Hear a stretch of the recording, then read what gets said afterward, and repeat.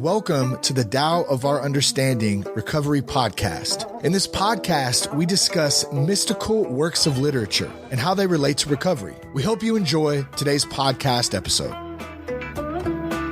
Hello, this is Buddy C. Welcome to the Tao of Our Understanding Recovery Podcast. Today we have Amy, Marla, Bish, Chris, Craig, and Dennis. Good to have you guys. Any announcements? We've got the nightly 9 p.m. Eastern online meeting of Alcoholics Anonymous, the Fourth Dimensioners, every night, 9 p.m. We've seen a number of you guys there. Thank you. Amy chairs on Sunday. I chair on Friday.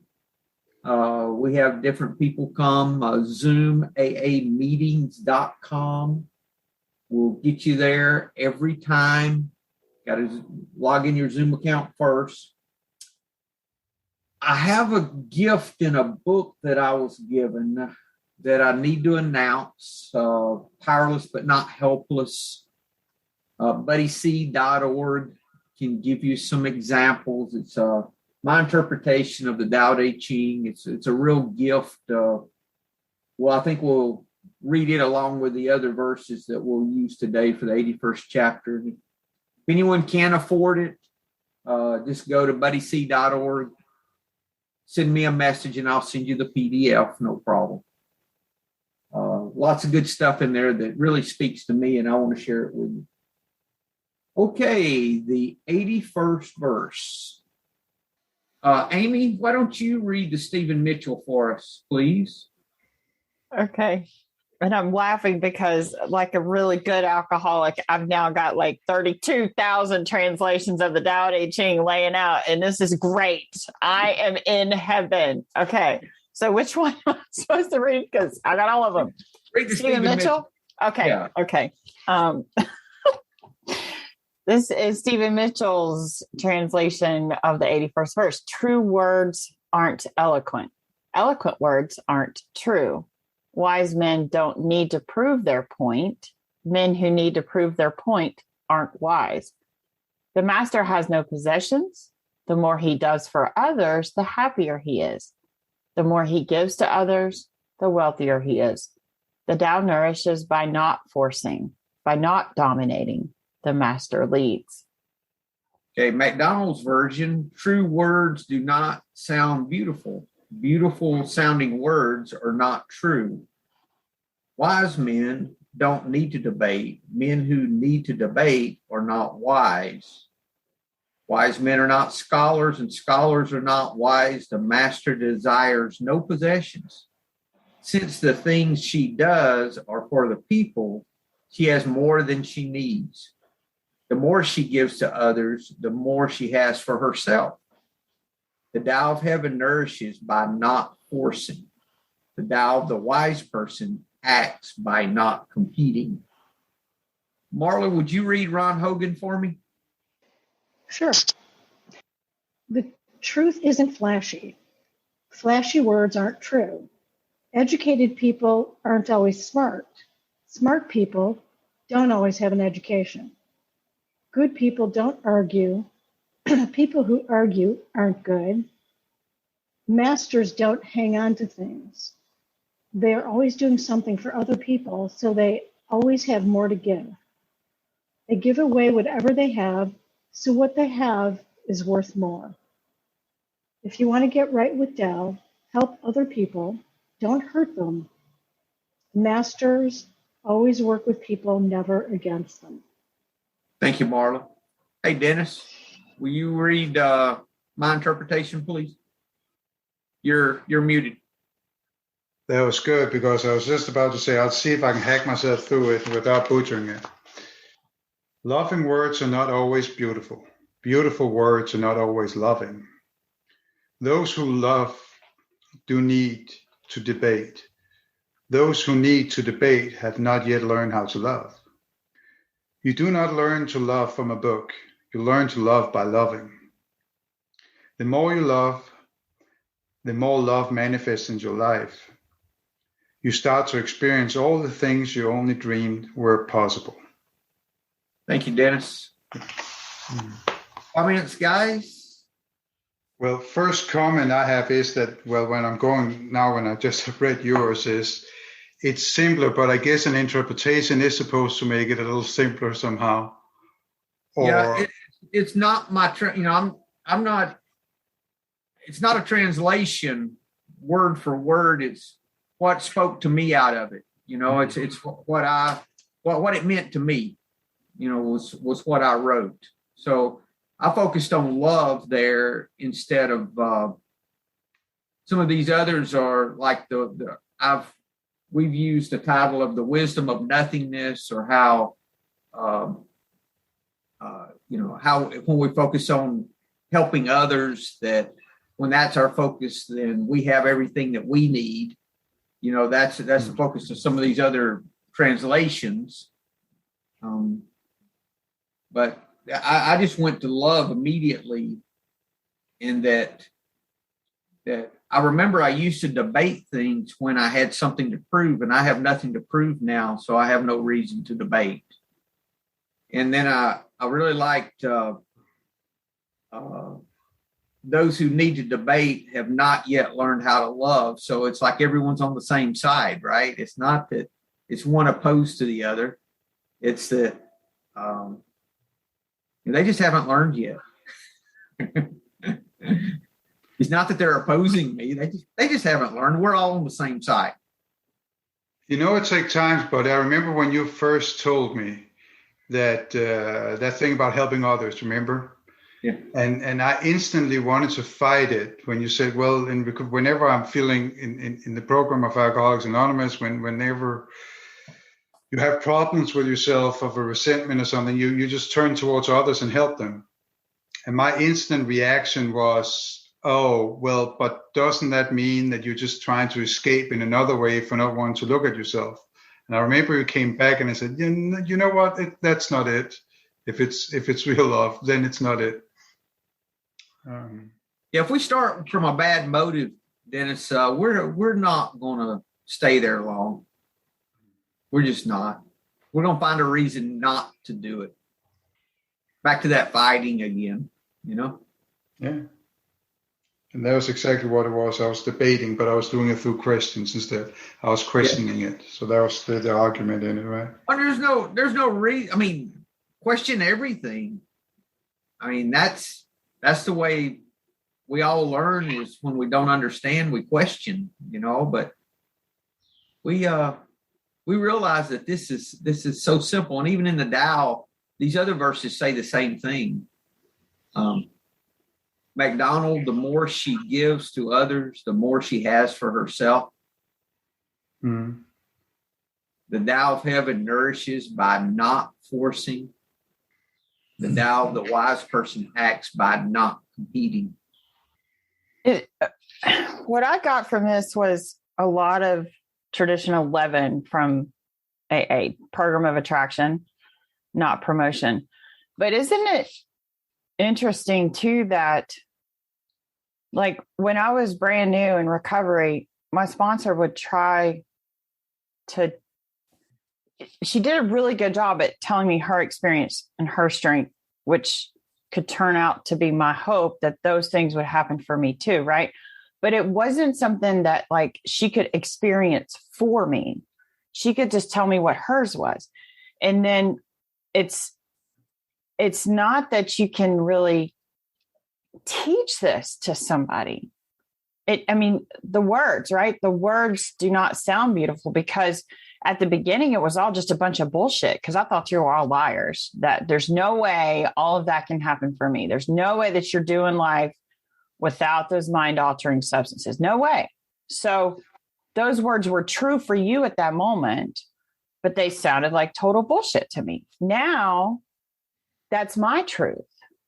Mm-hmm. So now those words are beautiful, but only to me, because that's my experience. I don't know if that makes any sense. And Dennis and I talked about that, the part about the beautiful words are not always loving, and loving words how does it say it?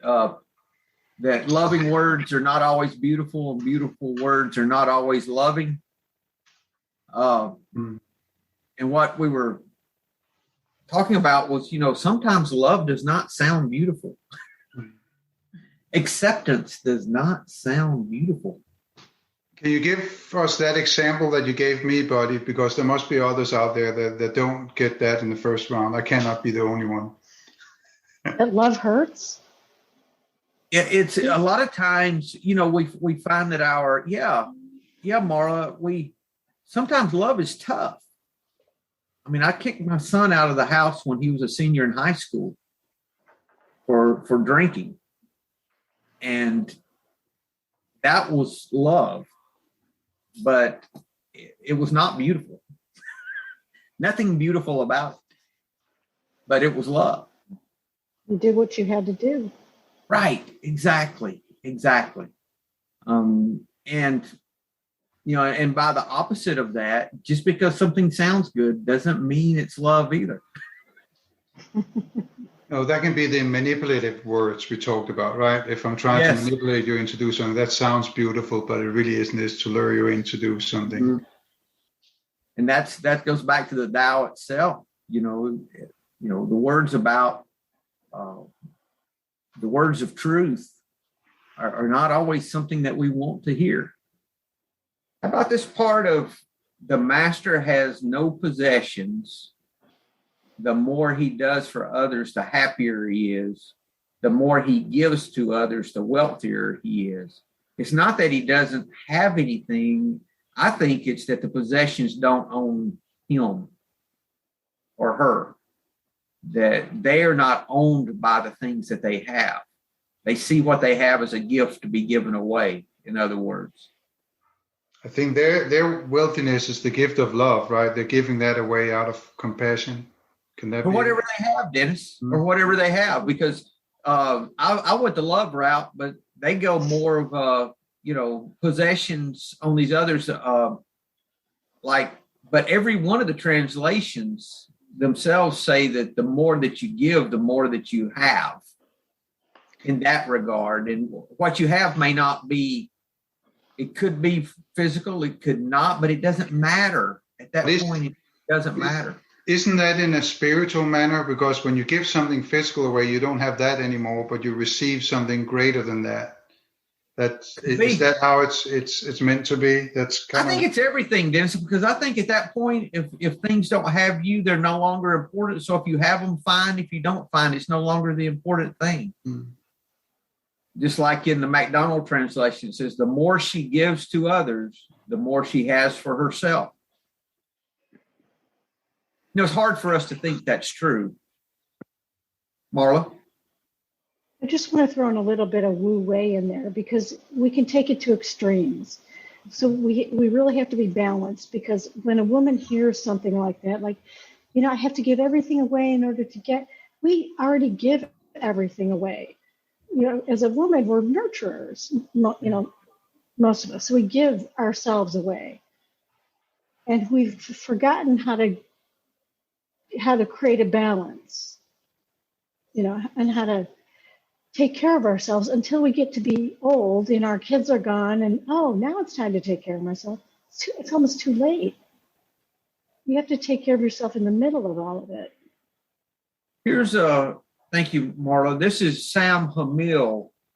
He translated that as, the sage does not hoard and thereby bestows. The more he lives for others, the greater his life.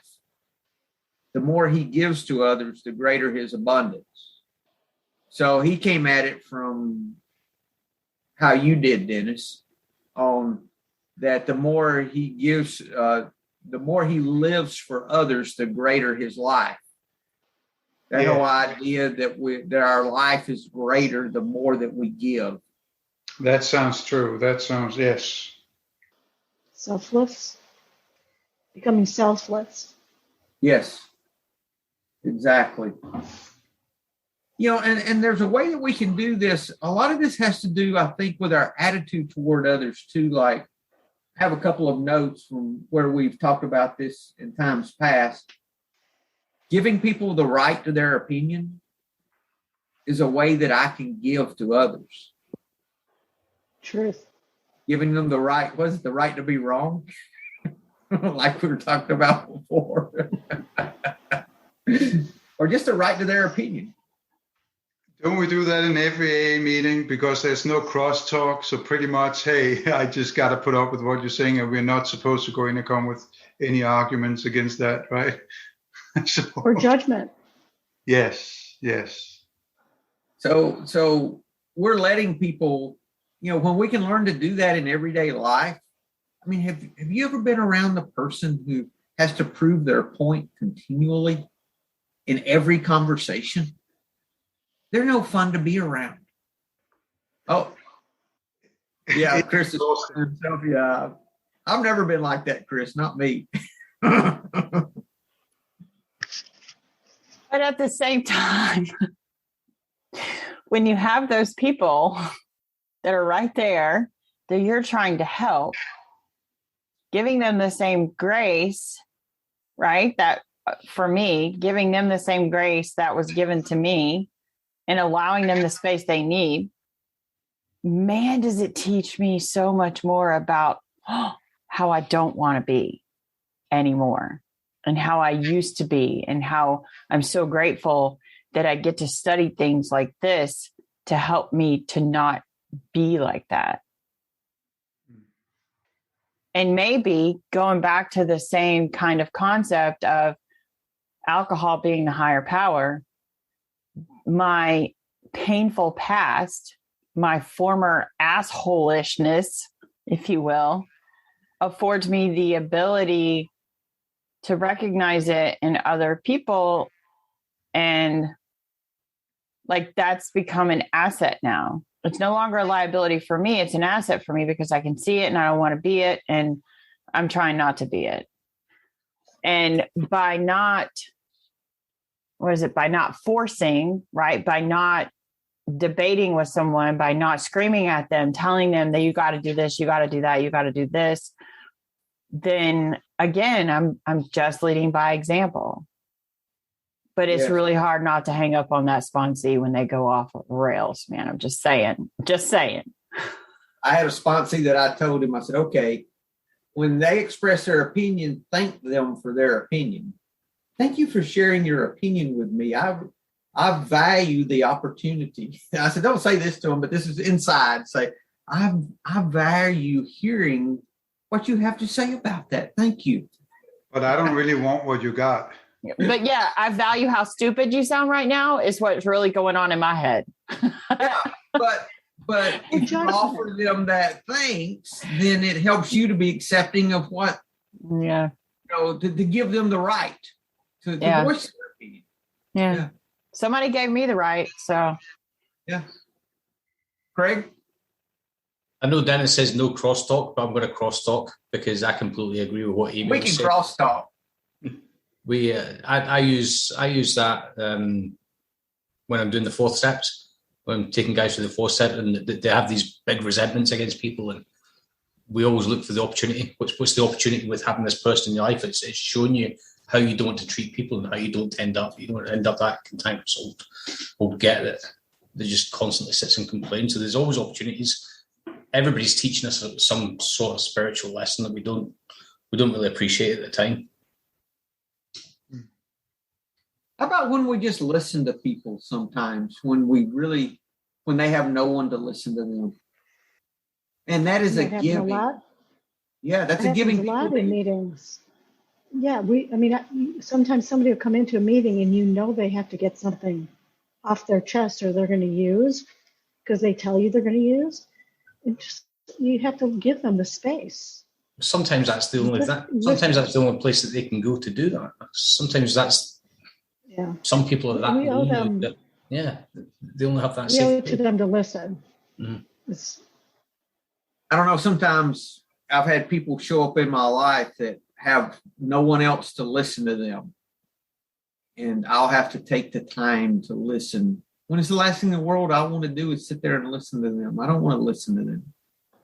I don't tell them that. You what, Chris? I think it gets frustrating to just be a listener all the time. Right. Imagine how a therapist feels.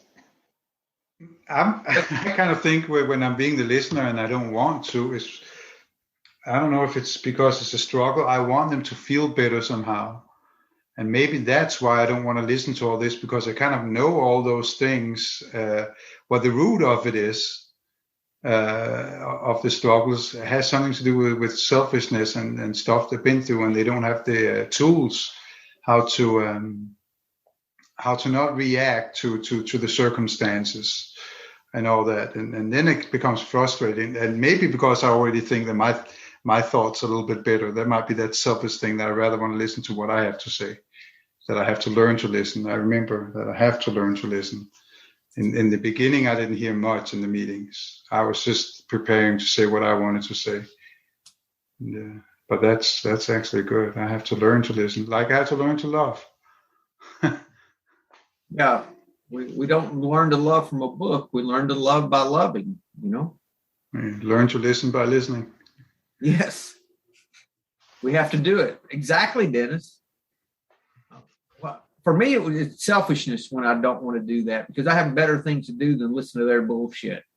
And when I start that in my head, it gets more difficult and more difficult. If I can flip that around while it's happening, say, thank you. Thank you for being here today. You know, and do that in my head instead. Flip it to gratitude. I can find some peace with it, at least enough not to go crazy while I'm listening. You know. Do you remember the story? I'm trying to get that out of your body, where the guy where he want to send him to the pawn shop in the end because he just goes on a rant, his sponsee. Remember that? He's complaining about his relationship. He keeps complaining. Okay, I know the story.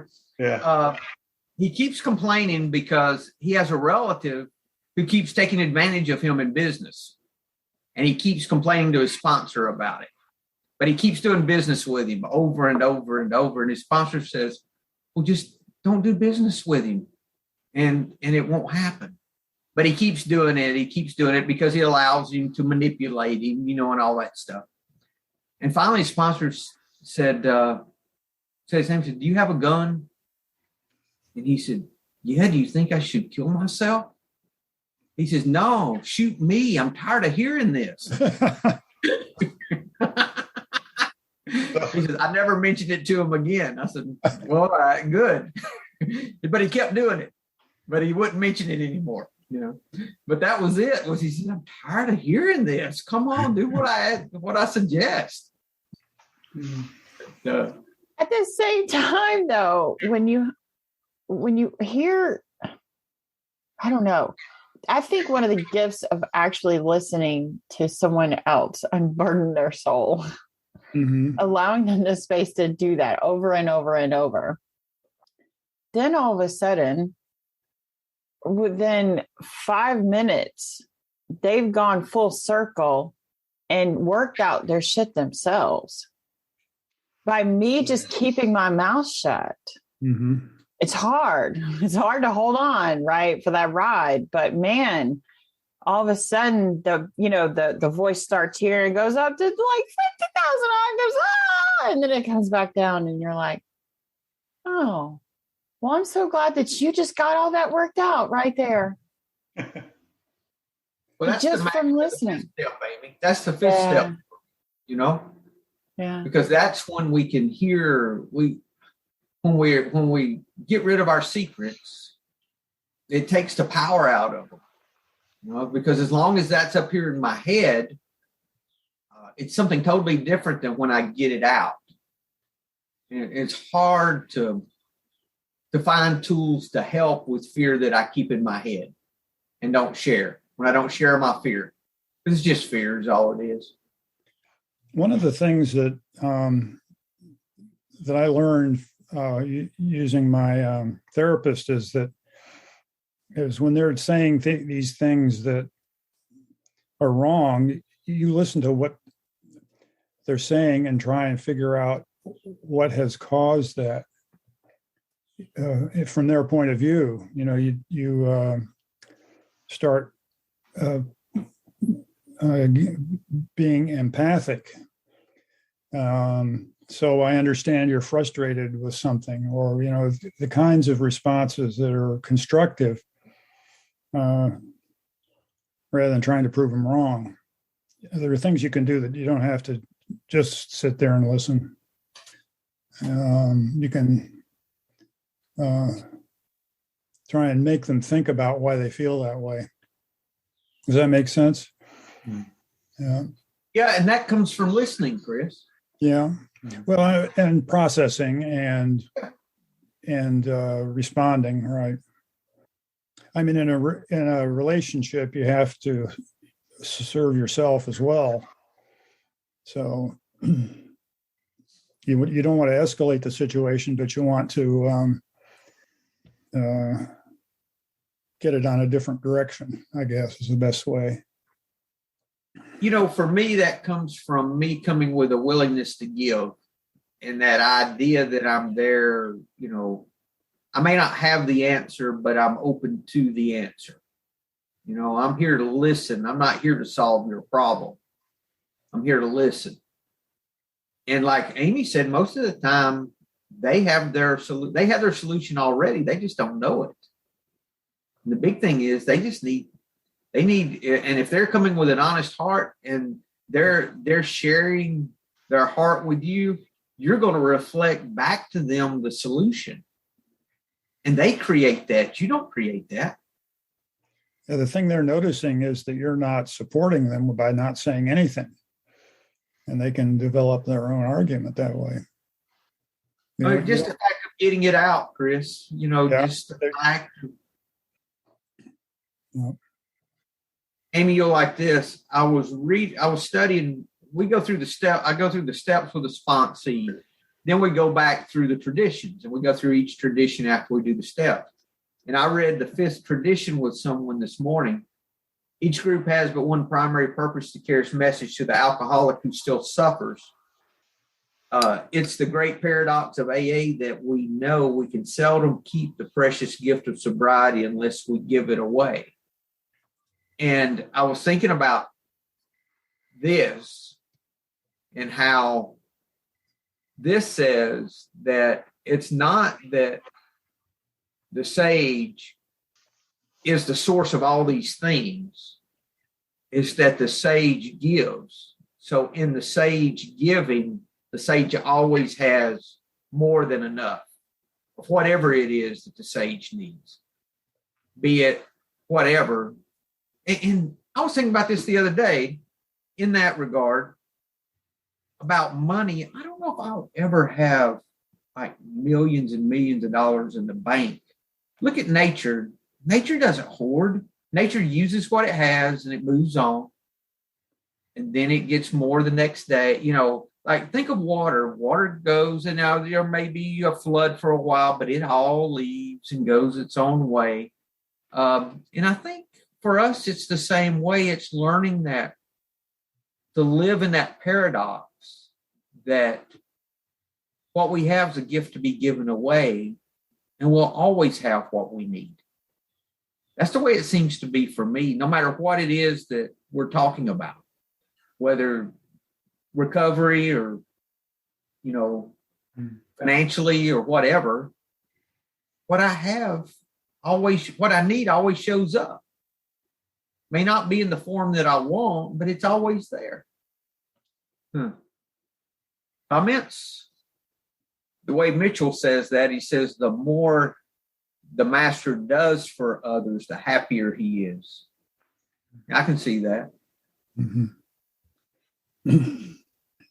That to me speaks to ego, I think. Well, I think all of this speaks to ego. I think everything for me speaks to ego, because as long as I keep my ego in check, the only way I can keep my ego in check is working with other people, because it becomes about them and not me. And I didn't even realize how egotistical and self-centered I was until I got sober, until I started seeking the peace and serenity and comfort in something other than the bottle. The joyousness. For me, I can if I don't have a joyous feeling inside, I try and fill it up. It used to be alcohol. Now I have hobbies that I developed, and trying to do more service.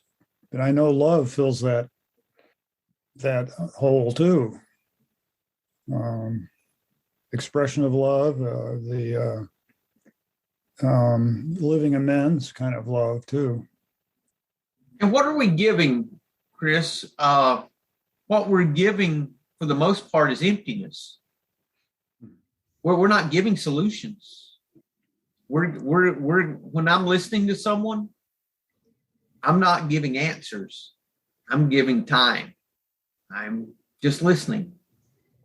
It's a way to give love. Yeah, That's what you give. The gift of you. That's it, Marla. That's it. Yeah. I mean, we can't even approach recovery. Once we think we know how this works, we still don't come at it from that ego place you were talking about, Amy. We don't come at it from that.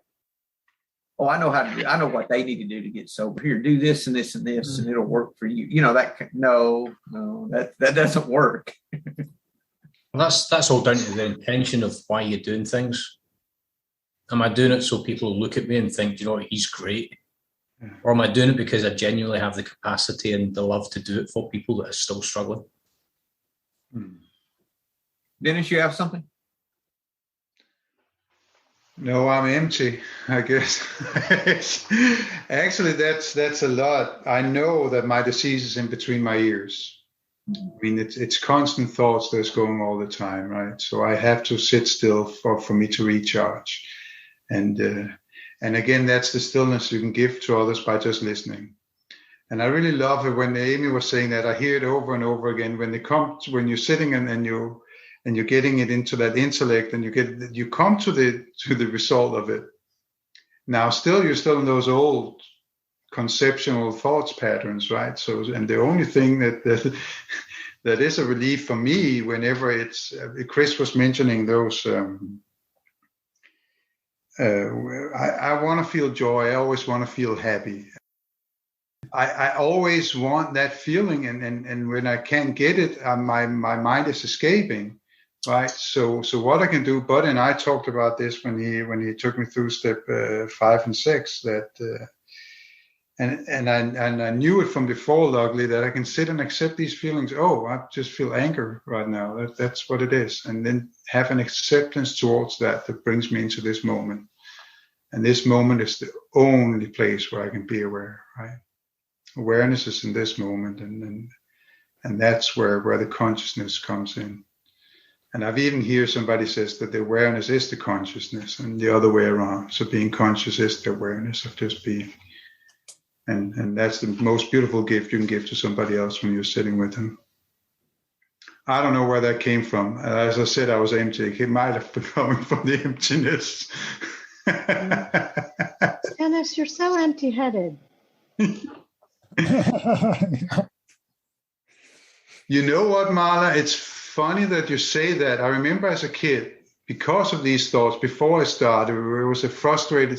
My mom was leaving my stepdad, and we were sleeping with my mom's sister, my aunt, far away, and I had to travel a long time to go to school, and I didn't want to go to school, and there was this pain in me, and I actually banged my head into a concrete wall not to go to school, and because I was feeling these frustrations.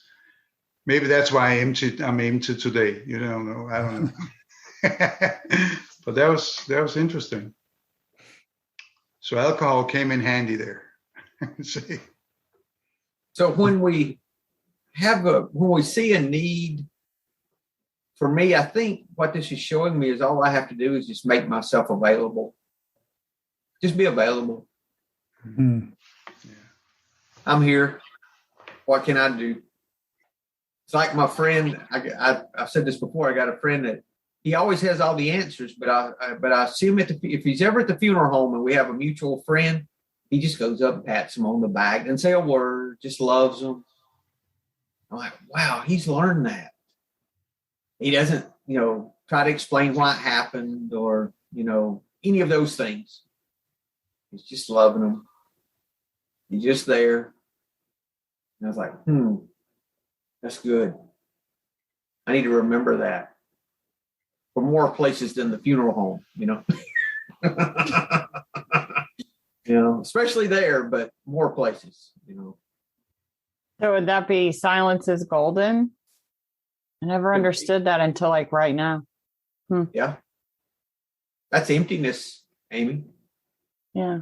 That don't know mind, that approaching the situation as if we really don't know what the solution is. Also, I think it's a Dalai Lama quote when you say when you're talking, you're just repeating what you already know. But when you're listening, you're open to learn new things. Mm-hmm. Oh, that's good. That's good. But isn't this whole verse about emptiness, though? For me, it is. It's about my giving is from a source that's not my own.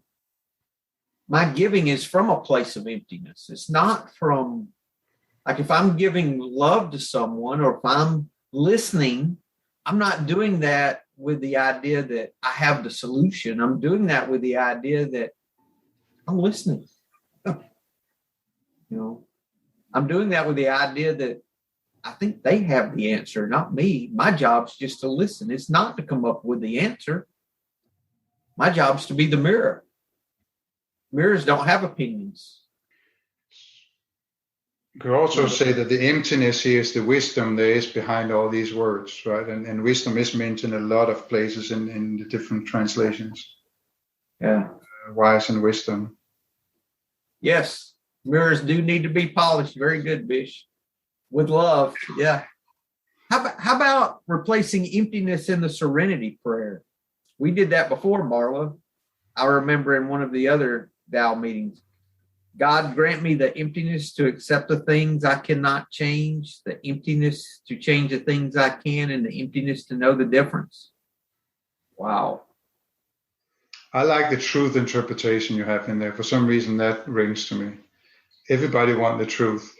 Maybe not always about themselves. That's what we're learning in step 4 or 5, right? But otherwise, we want the truth. And that's, especially for a newcomer that have a hard time to when they first come in, Dennis, they can't handle the truth. No, that's true. But still, that might be a good approach because people get guard down the wrong throat a lot of times. So truth might be a good easing pad into a path into.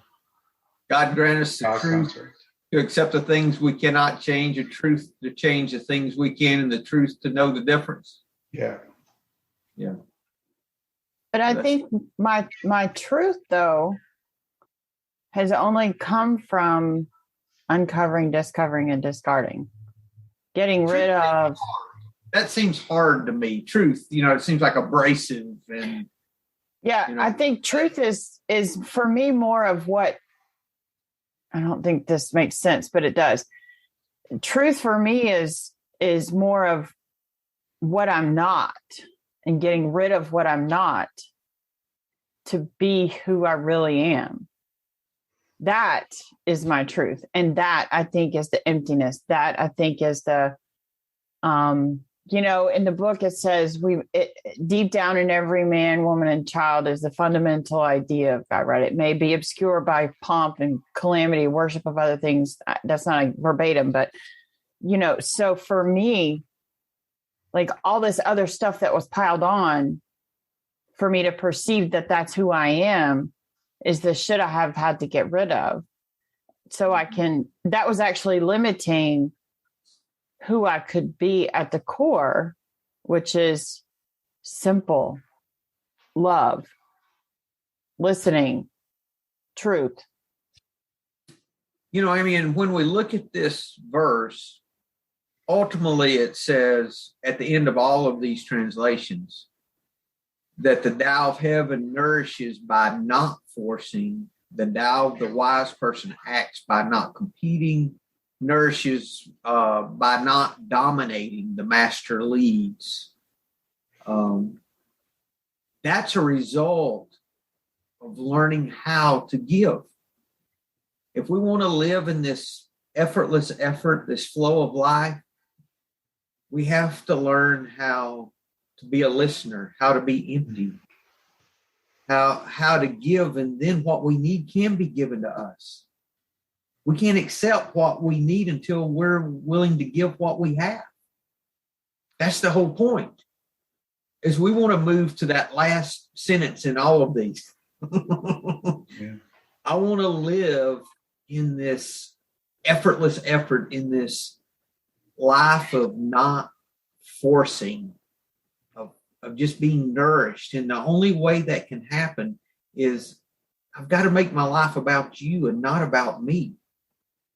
I remember the first time I was out with my friends and I bought their breakfast. I was down in Florida with visiting relatives, a relative in the program, and some guys went out for breakfast. I said, let me buy you, I want to buy you breakfast. You know, I'd never see these guys again. I'd have no reason because I'd have nothing to get from them. They're not going to do me a favor. And after I left, I was like, wait a minute, why did I buy their breakfast? And I said, oh, I know why, because I'm changing. You know, it was a chance I could do something for someone and they not be able to do anything for me at all, ever. I was like, wow, buddy, that is total opposite of how you used to be. But it's that kind of an attitude that we start seeing. We see it like the ninth step promises. You know, we realize God's doing for us what we couldn't do for ourselves. We realize we're changing after the fact, you know. And that's it. If we want to live this non-forcing life, then we have to learn to be a giver. Learn how to be empty. And it's a lot more than talking about money. Money's just a small part of that. A small part of that. It's about our attitude toward the people around us, how we get along with our friends and family and everyone else. And it's just this idea of approaching life from how can I help you instead of how can you help me? It's back to that again. If you go back to the promises, are you saying that God is doing for others what we wouldn't do for others ourselves? Instead of God is doing for us what we couldn't do for ourselves? Yeah. Repeat that for me, Craig. I can translate for you, buddy. Okay, thank you. Maybe that's what it is. God is doing for others what we could not do for others. Instead of what it says in the promises, God is doing for us what we cannot do for ourselves. No, that's not what I said. Wasn't that what you said? Did I not hear? No. Did I just switch it around? So you just translated. You just retranslated something I didn't even say. He interpreted. Did I? Really say it again, Greg? I'm sorry. You just translated what was actually in the big book to the opposite of what I was saying. So, okay. God is doing for others what we wouldn't do for them before. Have I just came out with something? Because the promise is. I'm sorry, erase that. What does that even mean? Well, there's things that we wouldn't do for other people before. Oh, But through us, God's. Yeah. Oh, okay. When we align our will with God's will, then we start doing stuff for other people that we wouldn't do for other people before. That we wouldn't previously, yeah. Oh, okay. That's it. I get it. I just completely turned that around. That took a while, didn't it? You tried, Dennis. I'm going to type it. I'll type it out next time. But that's good, Craig, because we're being that mirror. It's back to that mirror again. Because really, my job in helping others is I'm learning how to be a mirror is really it. I'm learning how to reflect back to them what they already are. And they just don't know it. Yeah. Yeah. It's That's not the that job. It's not that we couldn't do it. It's just the fact that we wouldn't. Yeah. Yeah. That's why we have more than we need. Is because we're not the source of anything. Our intellect is not the source. We're not the source. We just reflect back is all we do without prejudice. And the only way we can do that is approaching it through love. Including this, look, on this one line, it says the Tao of the wise person acts by not competing. How do you not compete? There's love involved when you're not competing with someone. Trying to be better, look better, do better, all those betters. That's hard for me. Oh, me too. I want to Oh my compete God. all the time. My twin sister and I have been in a competition since before. Like literally, I say to people, yeah, I kicked her out of the womb 4 minutes before, right? That's how much of a competition. It's not she was born 4 minutes before me, so she's older. No, it's I kicked her out because I wanted it all to myself. It's still a thing. It's still a thing. Grown ass women, still a thing. She got another degree and she got a degree in nursing and she said, haha, I finally have more degrees than you. What? Like this was just like last year or maybe the year before, whatever. It's still a thing. Did you go back to school? I'm thinking about it. What you studying now? A double degree. Right. Does it come out in irony, Amy, with that little hint behind it, or does it just come out really like a schoolgirl? Haha. Or No, it's real. it is real. It's real. It's real. I mean, she's my person. She's my best friend. Like she's the one I went to Iceland with a couple of weeks ago. I mean, we're really, really close, but we're very, very competitive too. But I have those competitive thoughts all the time, and I just kick them out like other thoughts. I say, "Oh, that's just another thought." And I don't try not to take it seriously. But even down to things like before the meeting when I'm there and they're talking about who's grateful for what, I try to come up with something really spiritual to say that no one else has said. Right? I mean, that's competing because I want to sound the greatest. Didn't we mention that there's always somebody like that in a meeting? Yeah. And when Buddy and I are both in the meeting, there's two. So if you notice, Amy, a lot of times I don't even comment in the meeting because I can't. If somebody else says enough, I don't need to speak. They don't have to hear me. Bish, you got anything? You've been quiet today, sir. Any comments for us? You good? I'm good. It's been a real pleasure listening. Thank you for having me. Thank you. You've had some good comments in the chat. Thank you. Anything else, guys, before we close? Been a good meeting today. Thank you. Very good. Thank you. We'll take it from there and see you guys next week. Hello, this is Buddy C. I wanted to make you aware of several recovery-related resources that I've posted in the episode description. These resources include a list of recovery podcasts, a free sober meditation app, daily recovery email, shared Google recovery calendars. Hope you put some of these resources to use and have a great week. Thank you for listening to the Tao of Our Understanding Recovery Podcast. If you enjoyed this episode, please share it with your friends in recovery.